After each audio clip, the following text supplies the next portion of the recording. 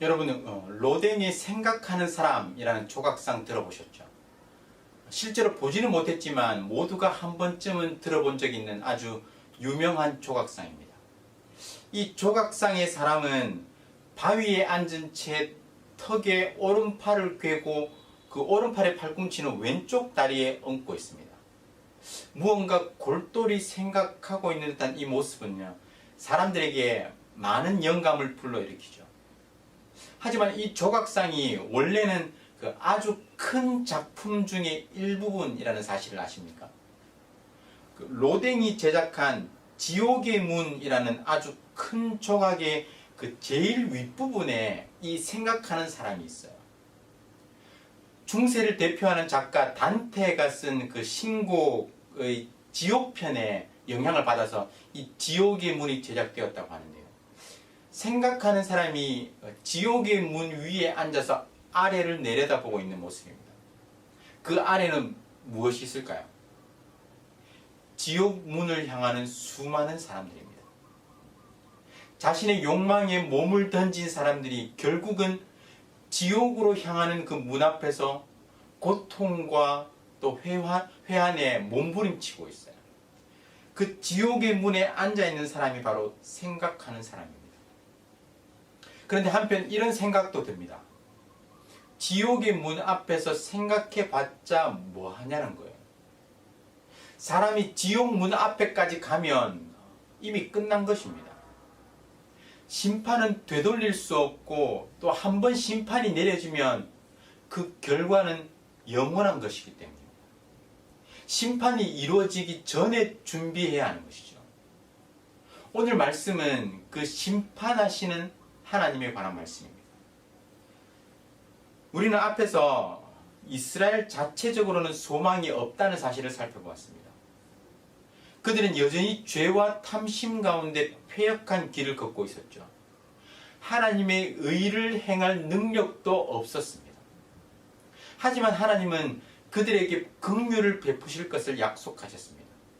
세상의 빛으로 거듭날 것이라 약속하셨어요. 이것이 어떻게 가능하게 됩니까?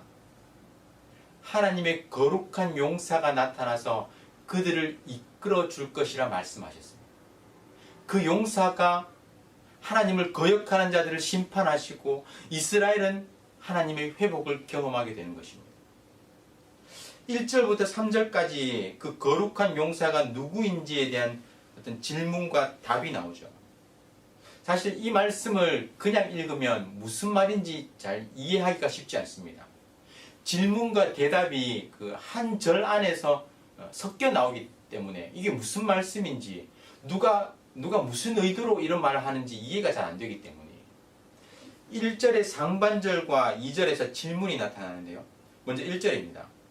에돔에서 오는 이 누구며 붉은 옷을 입고 보스라에서 오는 이 누구냐?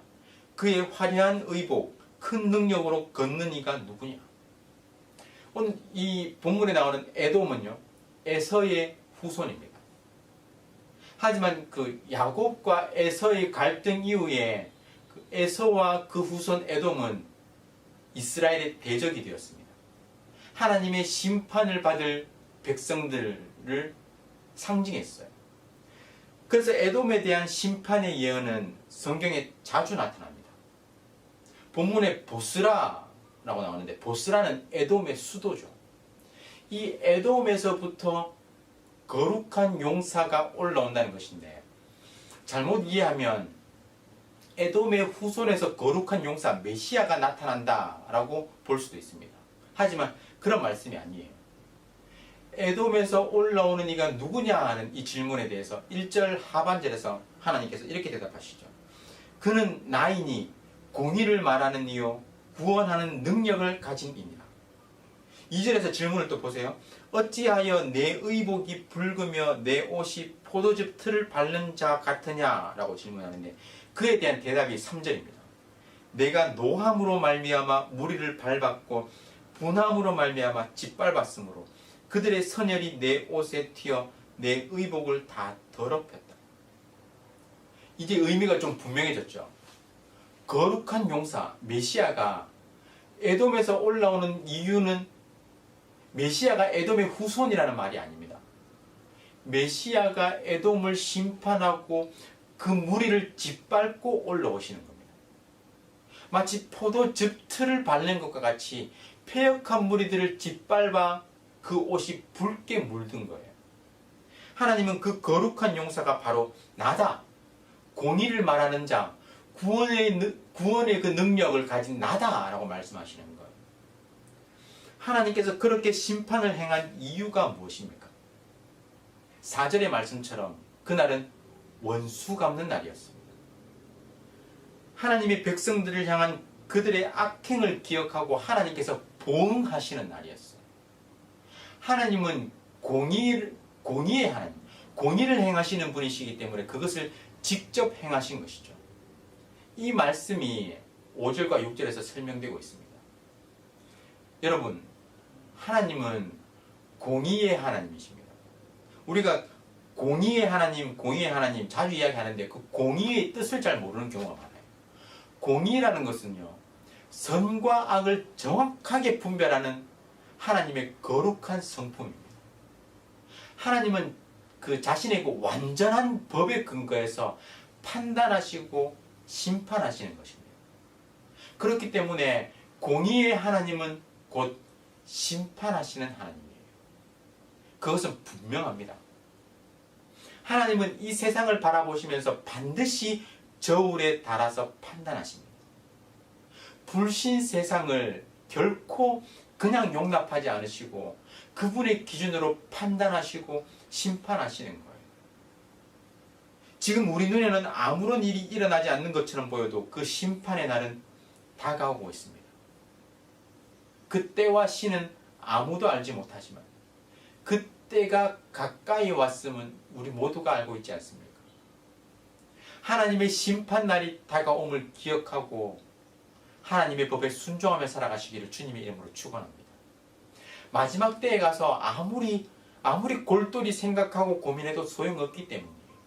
그때는 이미 늦은 것입니다. 돌이킬 수 없기 때문이에요. 하나님의 심판에 대한 이스라엘의 반응은 무엇입니까? 하나님의 구원하심을 찬양하는 거예요. 하나님은 이스라엘의 아버지셨습니다.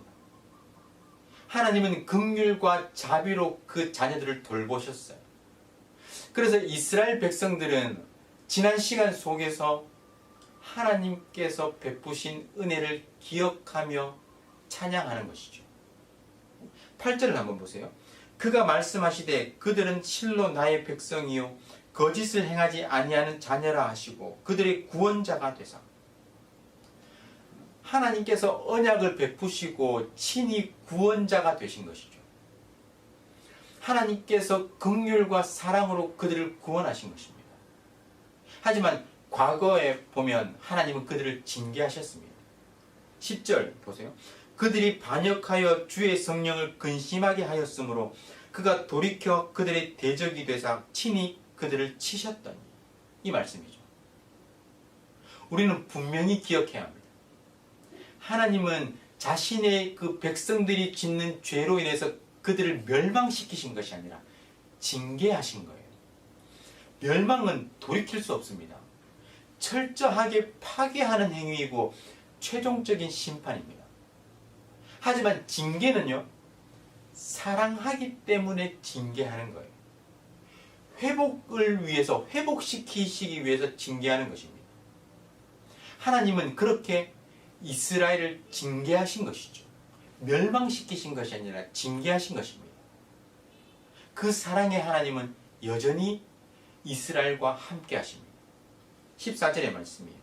여호와의 영이 그들을 골짜기로 내려가는 가축같이 편히 쉬게 하셨도다. 주께서 이와 같이 주의 백성을 인도하사 이름을 영화롭게 하셨나이다 하였느니라. 성령께서 동행하시며 그 백성을 인도하시는 것입니다. 하나님의 사랑과 은혜로 구원받은 백성은요, 이 모든 것을 찬양하는 것이죠. 우리 역시 마찬가지입니다. 우리는 하나님의 구원받은 백성입니다. 하지만 우리의 불순종과 범죄함으로 인해서 하나님께서 우리를 징계하실 때도 있습니다.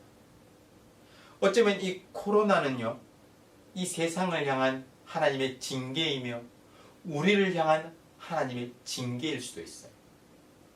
하나님의 경고의 나팔 소리, 외침이죠. 하지만 우리의 궁극적인 구원은 결코 변하지 않습니다.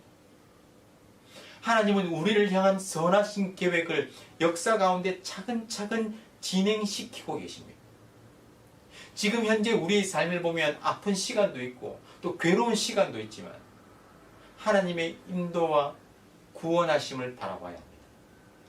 결국에는 회복시키실 하나님을 바라보면서 하나님을 찬양하는 것이 우리의 마땅한 반응이어야 하는 것이죠. 하나님의 심판과 구원의 메시지 가운데 먼저 우리의 삶을 돌아보며 우리의 죄된 모습들을 철저히 회개할 수 있기를 간절히 소원합니다. 그리고 결국에는 구원하시는 그 하나님의 역사를 기억하면서 찬양과 감사로 나아가는 저와 여러분의 삶이 되시기를 주님의 이름으로 축원합니다. 광야와 사막의 길에서 이끌어내어서 푸른 초장으로 인도하실 그 신실한 하나님을 신뢰하고 의지하는 오늘 하루 복된 하루가 되시기를 주님의 이름으로 축원합니다. 우리 구국 기도문을 읽으면서 함께 기도하겠습니다. 우리 마음을 다해서 기도에 동참해 주시기 바랍니다. 다 함께 읽겠습니다. 코로나 사태 속에서도 신실하신 하나님을 더욱 신뢰하게 해 주시옵소서. 이 모든 상황을 믿음으로 버티고 인내하며 회복을 경험케 해 주시옵소서. 코로나 재난으로부터 모든 성도들을 눈동자처럼 지켜 보호해 주시옵소서. 코로나19가 베트남과 대한민국과 세계에서 속히 지나가게 해 주시옵소서. 모든 가족과 함께 마음과 정성을 다해 하나님께 예배드리게 해 주시옵소서.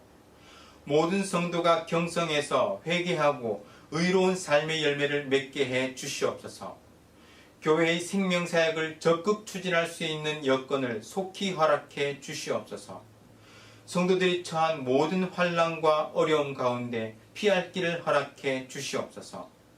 성도들의 생업과 삶의 터전을 지켜주시고 결코 좌절하지 않게 해 주시옵소서. 이 땅에 확산되고 있는 코로나를 막아주시고 완전히 종식시켜 주시옵소서. 존귀하신 예수 그리스도의 이름으로 기도드립니다. 아멘. 오늘 말씀을 기억하며 기도하겠습니다. 하나님은 공의로 심판하시는 하나님이십니다. 어느 누구도 그 심판에서 예외가 없습니다. 하지만 심판은 믿는 자에게는 복된 소식이고 영생의 소식임을 믿으시기 바랍니다. 결국에는 구원을 베푸시는 하나님에 대한 감사와 찬양의 기도를 드리시기 바랍니다. 그리고 구국 기도문으로 나라와 민족과 교회의 회복을 위해서 기도해 주시고 각 개인과 가정의 기도 제목을 가지고 다 함께 간절하게 기도하겠습니다.